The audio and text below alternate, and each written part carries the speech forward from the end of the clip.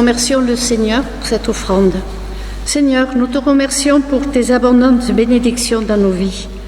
Alors que nous apportons nos offrandes devant toi aujourd'hui, nous te demandons de bénir ces dons et de les utiliser pour ta gloire. Qu'ils fassent avancer ton royaume et apportent l'espoir à ceux qui en ont besoin. Amen.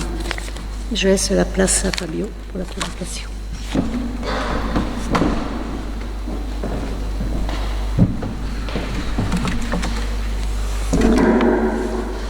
Bonjour à tous, c'est un plaisir de vous retrouver après quelques jours de vacances. Avant de commencer notre prédication, je voulais appeler les enfants, on va prier pour eux parce qu'ils vont sortir pour un moment adapté.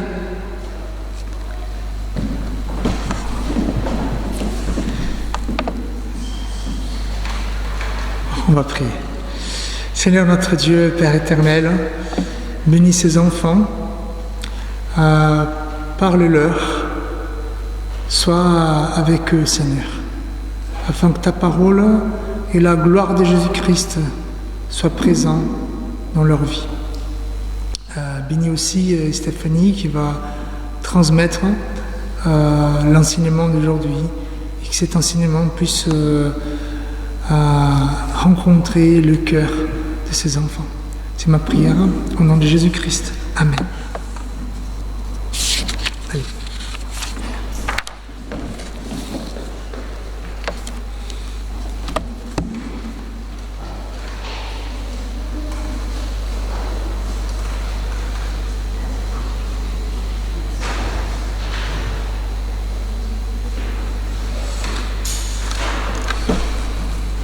Nous allons lire un texte biblique qui se trouve en Romains chapitre 5, du verset 12 au verset 19. Vous allez remarquer que c'est un texte assez difficile. C'est comme si on lisait un texte juridique. Bon, c'est l'apôtre Paul quand même, il est habitué à le faire et nous avons du mal à comprendre. Chaque fois qu'il va énoncer une phrase, il va la redire à plusieurs manières. Donc il parlera d'Adam et de Jésus, de l'héritage qu'ils nous ont laissé. Donc je vous invite à une lecture attentive à ce texte-là. Je m'excuse en avance parce que comme j'étais pendant mes vacances avec quelques amis brésiliens, donc j'ai passé une semaine en parlant portugais, donc peut-être j'aurai du mal à trouver quelques mots, mais mon accent sera un peu plus prononcé aujourd'hui. Voilà, soyez indulgents. Lisons le texte. C'est pourquoi, de même que par un seul homme, le péché est entré dans le monde, et par le péché la mort, et qu'ainsi la mort a passé sur tous les hommes, parce que tous ont péché. Car jusqu'à la promulgation de la loi, le péché était dans le monde, mais le péché n'est pas mis en compte quand il n'y a pas de loi. Cependant, la mort a régné depuis Adam jusqu'à Moïse, même sur ceux qui n'avaient pas péché par une transgression semblable à celle d'Adam, lequel est la figure de celui qui devait venir. Mais il n'en est pas du don gratuit comme de la faute, car si par la faute d'un seul, beaucoup sont morts, à plus forte raison, la grâce de Dieu et le don qui vient de la grâce d'un seul homme, Jésus-Christ, ont-ils été abondamment répandus sur beaucoup. Il n'en va pas de ce don comme du péché d'un seul homme, car le jugement après une seule faute aboutit à la condamnation, tandis que le don gratuit après nombreuses fautes aboutit à la justification. Si par la faute d'un seul, la mort a régné par lui seul, à bien plus forte raison, ceux qui reçoivent l'abondance de la grâce et du don de la justice régneront-ils dans la vie par le seul Jésus-Christ. Ainsi, comme par une seule faute, la condamnation s'étend à tous les hommes, de même, par un seul acte de justice, La justification qui donne la vie s'étend à tous les hommes. En effet, comme par la désobéissance d'un seul homme, beaucoup ont été rendus pécheurs. De même, par l'obéissance d'un seul, beaucoup seront rendus justes. Je vous invite à la prière. Père éternel, que notre texte d'aujourd'hui nous serve à comprendre mieux notre existence et notre vie. Que ce texte et la prédication puissent nous parler. Je te prie en tant que prédicateur, afin que tu puisses m'utiliser comme l'instrument et que je puisse parler seulement ce que tu veux et que mes frères et sœurs puissent retenir ce que ton esprit veut pour eux. Bénis-nous, Seigneur, en tant qu'Église. Au nom de Jésus-Christ, nous te prions. Amen.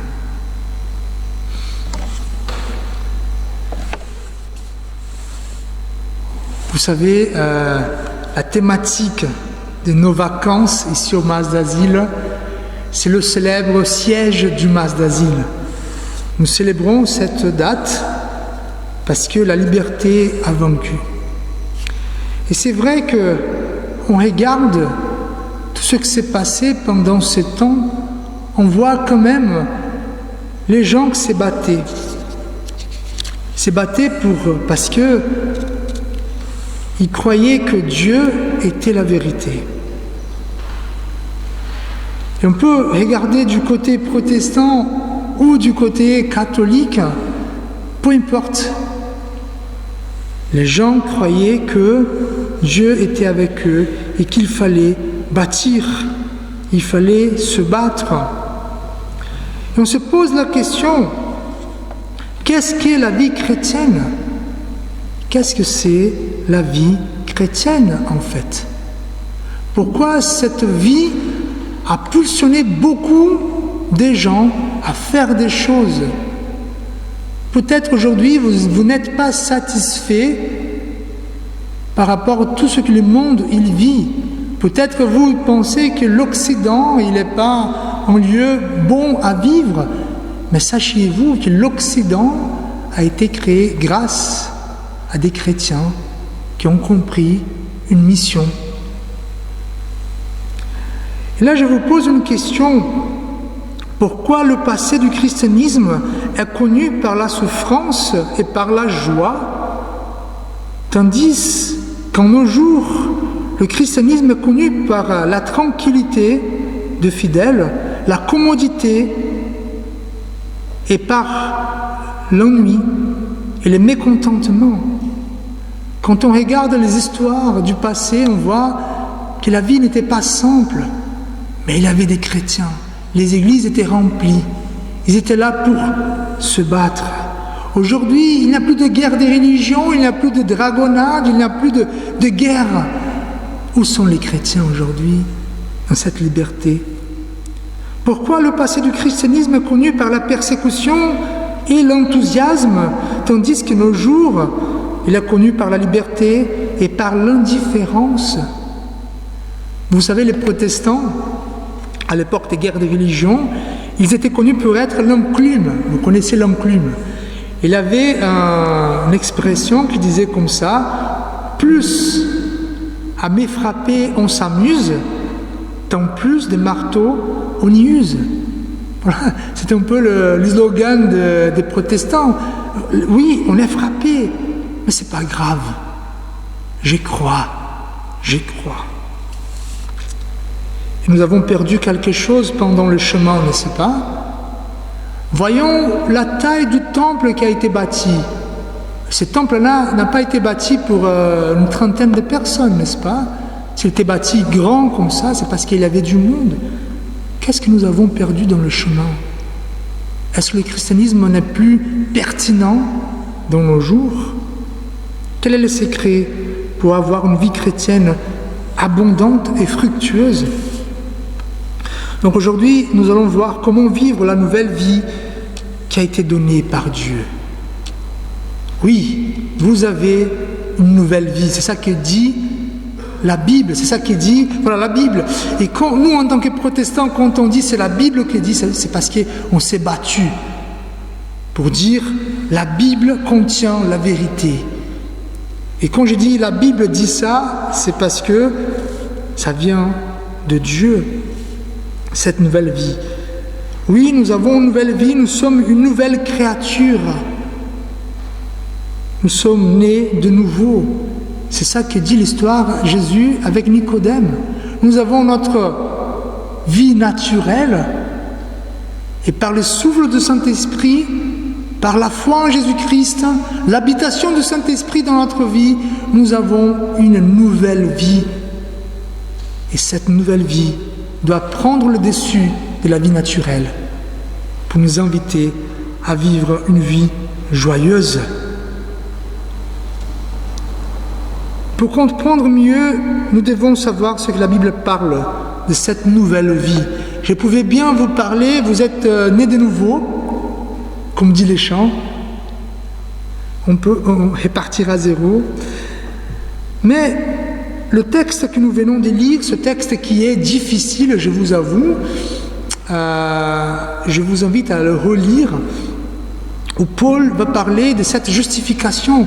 Il va parler d'une représentativité. Il va parler d'Adam qui était le premier homme. C'est lui qui est l'exemple, le 0,1 de l'humanité et qui a péché. Et tous ceux qui sont venus après lui, parce qu'il était le représentant de l'humanité, ont hérité le péché. Mais Jésus est venu pour être le nouveau représentant de l'humanité et qui nous a donné la justice. Par un seul homme, beaucoup ont hérité la mort, et par un seul homme, beaucoup ont hérité la justice. Et par ce texte-là, nous pouvons comprendre mieux ce que ça veut dire, cette nouvelle vie pour les chrétiens, et comment cette nouvelle vie va influencer nos pas de tous les jours. Il y a une vie en Adam et la vie en Christ. La vie en Adam est vécue par la chair, afin de donner gloire à soi-même. La vie en Christ est vécue par l'Esprit, afin de donner gloire à Dieu.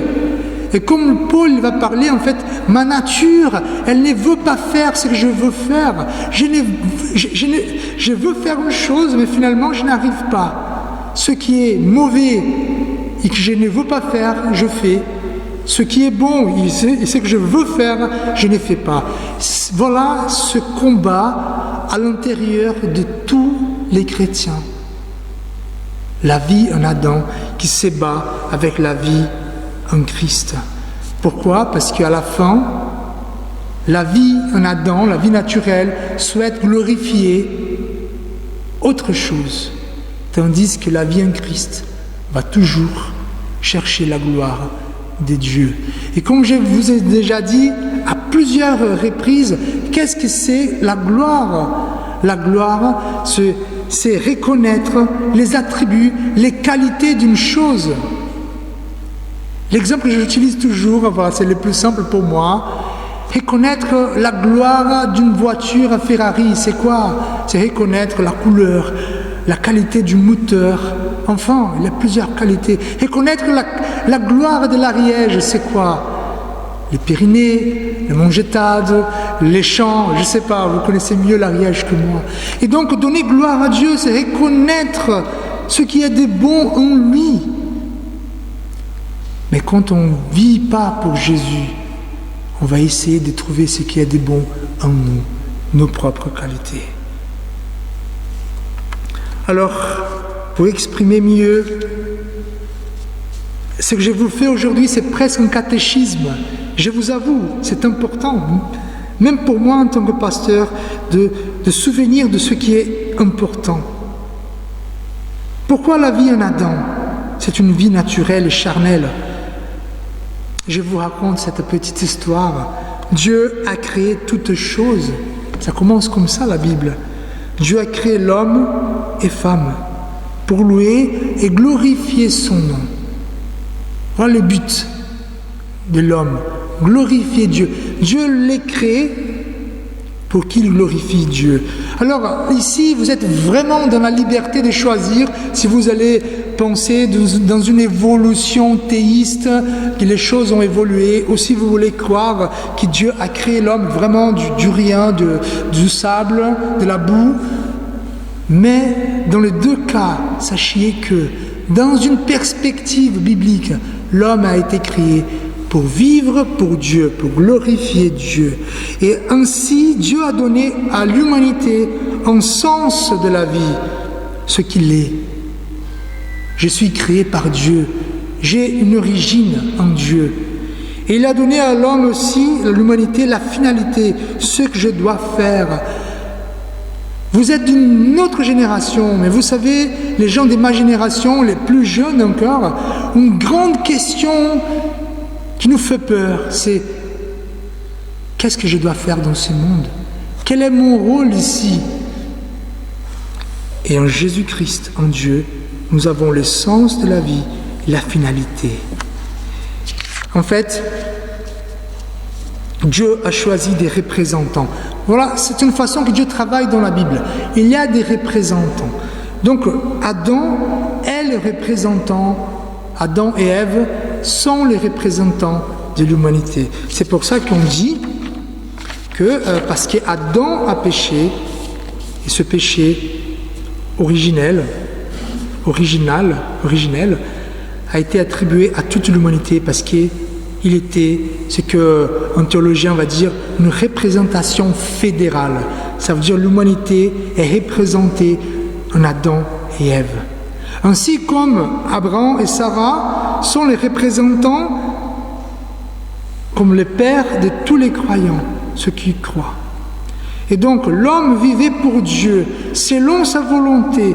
Tout qu'il faisait était pour la gloire de Dieu. Toutes ces activités, manger, s'amuser, cultiver, travailler, aimer, tout cela était pour la gloire de Dieu.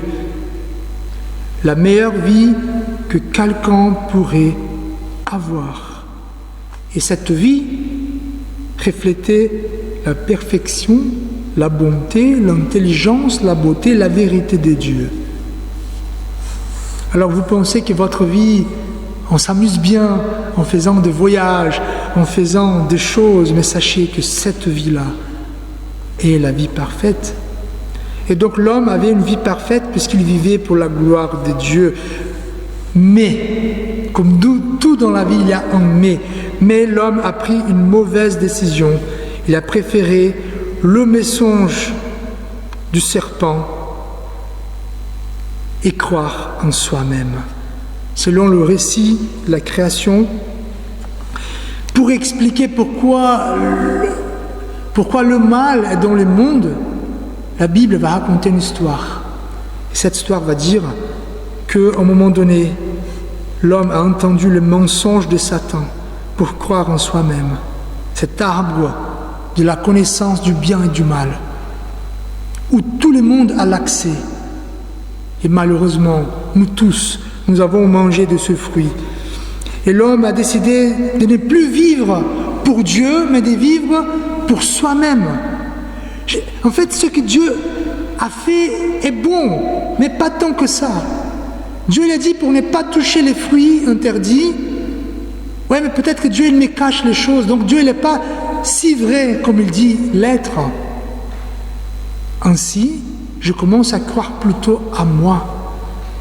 Je commence à, et c'est le cas d'Adam et Ève, de chercher et de vivre pour leur propre gloire. Désormais, l'homme a cherché son propre sens et sa propre finalité. On laisse tomber Dieu. C'est à moi maintenant de décider le sens de ma vie. C'est à moi de décider la finalité de ma vie. L'homme a rejeté les repères donnés par Dieu pour bâtir ses propres repères. Et vous savez comment on peut nommer cette démarche? L'humanisme. Voilà.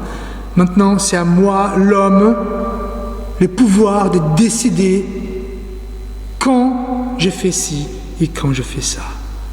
Cette distance. La conséquence, C'est la disgrâce dans le sens théologique. Pourquoi? Parce que la grâce n'est plus là. Et dans le sens populaire, parce que la vie va de pire en pire. La condamnation, parce que, comme dit le texte, on était touché le péché. Le péché a amené la mort. La condamnation, une vie loin de Dieu. Voici une partie de l'histoire. Mais il y a la continuation par la grâce de Dieu. Il y a la vie en Jésus-Christ. Et c'est ça que Paul essaye de nous dire. Tout n'est pas perdu. Il y a une possibilité d'avoir une vie abondante, une vie rayonnante. Cette vie, la seule possibilité est la vie en Jésus-Christ. Malgré tout qu'on peut voir, Jésus a fait le même chemin qu'Adam. Jésus a été mis en épreuve dans le désert. Satan est venu aussi pour lui parler, ainsi comme Satan est venu pour parler à Adam. Mais la différence, c'est que Jésus n'a pas touché ce qui a été interdit. Jésus-Christ nous a donné accès à Dieu. C'est ça qui dit Romains chapitre 5. Étant donc justifiés par la foi, nous avons la paix avec Dieu par notre Seigneur Jésus-Christ, à qui nous devons d'avoir eu par la foi accès à cette grâce, dans laquelle nous demeurons fermes, et nous nous glorifions dans l'espérance de la gloire de Dieu. Donc Jésus est cet homme parfait qui a obéi et a vécu toute sa vie pour la gloire de Dieu. Et ainsi, il nous a ouvert un chemin pour vivre sa vie, par sa mort. Pourquoi par sa mort? Parce que Jésus a été crucifié, il a été condamné, il a touché la mort. Mais si la mort vient pour ceux qui ont péché, pourquoi la mort est venue sur Jésus-Christ? Parce que, comme dit la parole de Dieu, Jésus a porté les péchés de ceux qui croient en lui. Donc sur la croix, la mort qui, moi, je méritais, est tombée sur Jésus-Christ. Ainsi, il nous a donné sa vie et a repris notre vie. Et maintenant, nous avons cette vie, nouvelle vie, en Jésus-Christ. Comme dit Jean, Jésus dit, Jean qui raconte l'histoire, et Jésus il répond à Nicodème, en vérité, je te le dis, si un homme né d'eau et d'esprit, il ne peut entrer dans le royaume des dieux. Ce qui est né de la chair est chair, et ce qui est né de l'esprit est esprit. Donc ainsi, nous avons cette nouvelle vie, une nouvelle vie qui doit être vécue comme Jésus-Christ l'a vécu. En Romains chapitre 6, verset 5 nous dit, en effet, si nous sommes devenus une même plante avec lui, par la conformité à sa mort, nous le serons aussi par la conformité à sa résurrection, sachant que notre vieil homme a été crucifié avec lui, afin que le corps du péché fût détruit, pour que nous ne soyons plus esclaves du péché, car celui qui est mort est libre du péché. Or, si nous sommes morts avec Christ, nous croyons que nous vivrons aussi avec lui, sachant que Christ est ressuscité des morts, ne meurt plus. La mort n'a plus de pouvoir sur lui. Frères et sœurs, normalement, ma vie naturelle a été crucifiée avec Jésus. Et à partir de là, j'ai une nouvelle vie. Et là, on peut se poser la question, en regardant un peu l'histoire de Jésus, est-il difficile de vivre comme Jésus-Christ? Évidemment. Par contre, cela ne devait pas être le cas. Pourquoi? Parce que l'existence, le monde, trouve son sens en Jésus-Christ. Je vais vous lire un texte. Oui, j'ai lu beaucoup là à ce moment, mais je pense que c'est intéressant. Colossiens chapitre 1, verset 12. Ce texte-là nous parle que tout a été créé par Jésus et pour Jésus. Rendez grâce au Père qui vous a rendu capable d'avoir par d'avoir part à l'héritage des saints dans la lumière, qui nous a délivrés de la puissance des ténèbres et nous a transportés dans le royaume de son amour, en qui nous avons la rédemption, la rémission des péchés. Il est l'image de Dieu invisible, le premier-né de toute création, car en lui ont été créées toutes les choses qui sont dans les cieux et sur la terre, les visibles et les invisibles, les trônes, dignités, domination, autorité. Tout a été créé par lui et pour lui. Ce monde-là, où vous vivez, où vous faites votre vie, a été créé pour Jésus et par Jésus. Donc, c'est un monde qui est adapté à la vie de Jésus-Christ. Le monde a été fait par et pour Christ. Nous sommes dans un monde qui a été créé par et pour Jésus. Donc nous devons vivre comme Christ. Si vous trouvez que vous n'êtes pas adapté à cette réalité, que vous ne comprenez pas trop les choses, essayez de vivre comme Jésus vivait. Je vais vous donner un exemple très simple. Moi, comme vous le savez, je suis brésilien. Et malgré quelques ressemblances qu'on peut avoir, il y a beaucoup de choses différentes. Déjà la langue, on parle portugais. La monnaie n'est pas la même. Les horaires, on est aujourd'hui à 5 heures de décalage. Je ne peux pas appeler mes parents à 10 heures du matin, ça sera trop tôt. Imaginons que je viens en France. Je décide d'habiter, de vivre ici comme un Brésilien. Déjà, je ne vais pas parler français, je vais parler portugais.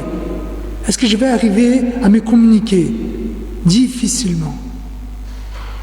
Mais soi-disant que moi, tous mes rendez-vous soient faits aux horaires brésiliens. Ah, je pense que je serai en retard ou en avance à plusieurs rendez-vous. Mais le pire, si je prends les monnaies, l'argent brésilien pour payer les choses en France, ça ne marchera pas. Ça veut dire que je ne serai pas adapté à la France. Frères et sœurs, l'analogie est simple. Jésus, c'est la personne la plus adaptée à ce monde. Pendant que nous essayons de vivre notre vie naturelle par nous-mêmes, nous serons à toujours inadaptés à ce monde. C'est pour ça que si nous vivons comme Christ, nous serons adaptés à ce monde. Alors, je veux conclure avec quand même comment vivre une bonne vie chrétienne. Aujourd'hui, notre vie, elle est simple, n'est-ce pas? On apprend ça quand on est un enfant. Naître, grandir, étudier, se marier, se reproduire, travailler, prendre la retraite, mourir, si possible, dans le sommeil. C'est ça que je souhaite pour moi, au moins. Alors, peut-être que la vie nous semble très simple comme ça. Mais s'il n'a pas une conscience d'une vie qui cherche le plaisir et la gloire de Dieu, nous allons chercher le plaisir à notre chose. Et nous pouvons passer toute notre existence loin de la volonté de Dieu, sans rendre gloire à Dieu, et nous allons rater notre existence. Et peut-être que vous allez me dire, mais Fabio, regarde-moi, je suis riche, j'ai une bonne retraite, j'ai un camping-car, j'ai une maison et voilà, je n'ai pas raté ma vie. Oui, peut-être, je ne dis pas qu'avoir ça, c'est rater la vie. Je dis que rater la vie, c'est vivre loin de Dieu. Alors, à la fin des temps, tout le monde va rendre gloire à Dieu. C'est ça qui dit le texte biblique. Pourquoi attendre ces moments-là? Nous pouvons vivre aujourd'hui une vie qui n'est pas perdue, une vie qui cherche l'exaltation de Dieu. Soit dans ma vie, dans ma famille, dans le loisir, dans mon métier, dans l'amour, dans l'amitié, dans l'argent, nous pouvons chercher la gloire de Dieu. Nous avons un petit exercice que les enfants vont faire concernant cette prédication. Normalement, Stéphanie va me montrer quelques monnaies d'argent, quelques pièces. Va leur montrer comment faire ces pièces devenir des pièces pour la gloire de Dieu. Quelle est la réponse? Là, les enfants vont être mis en question, là. Et voilà. Et donc, à chaque domaine de notre vie, nous pouvons réfléchir comment vivre ce domaine de ma vie pour la gloire de Dieu. J'ai fini avec un petit exemple. Vous connaissez l'histoire de la chenille et du papillon? Voilà. La chenille, voilà, moche, patati patata, mais elle devient un joli papillon. Frères et sœurs, tous ceux qui ont cru en Jésus, ils sont des jolis papillons. Mais beaucoup des chrétiens vivent encore comme une chenille. Vous voyez la différence? Pourquoi vivre comme une chenille si vous avez des ailes, vous avez de la couleur? Et tout cela se trouve en Jésus-Christ. Amen. Je vous invite à la prière. Père éternel, merci parce que Jésus-Christ nous a donné l'occasion de revivre, mais non pas la même vie, une vie fleurie, coloriée, une vie belle. Merci Seigneur. Cette vie se trouve en ton Fils. Une vie qui cherche à faire ta volonté, Père, à t'écouter. Une vie qui a faim et soif de suivre ton chemin. Aide-nous, Seigneur, à saisir cette vie par la foi et par la puissance de ton Saint-Esprit.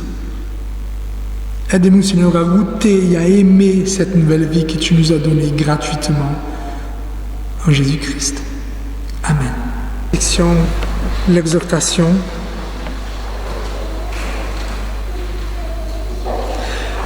Comment c'est le texte? Vivre pour Jésus, les enfants? Comment le texte? Vivre pour Jésus? D'accord. Frères et sœurs, viviez comme Jésus, pour Jésus et avec Jésus. Que l'amour de Dieu notre Père, la consolation du Saint-Esprit et la grâce de Jésus-Christ soient avec nous tous, aujourd'hui et à jamais. Amen.